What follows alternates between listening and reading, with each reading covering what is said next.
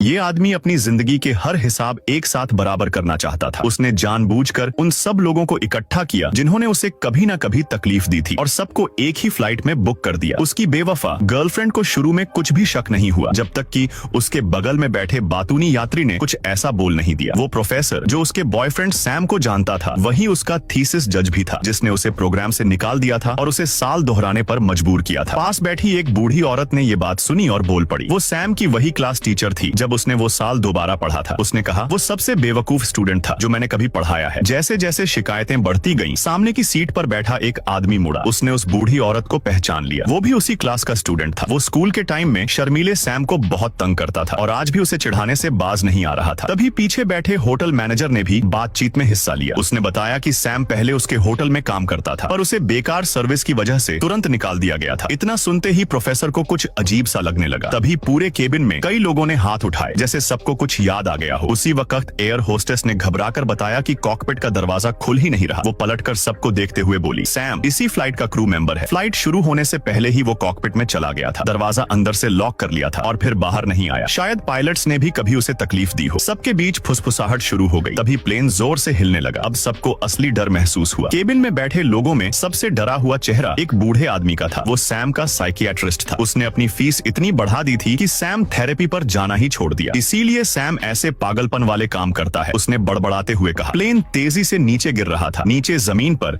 एक बुजुर्ग कपल धूप सेंक रहे थे बेखबर। वो सैम के माँ बाप थे जिन्होंने उसे बचपन से ही सताया था। और फिर वीडियो लाइक करने पर पार्ट 2 मिल जाएगा।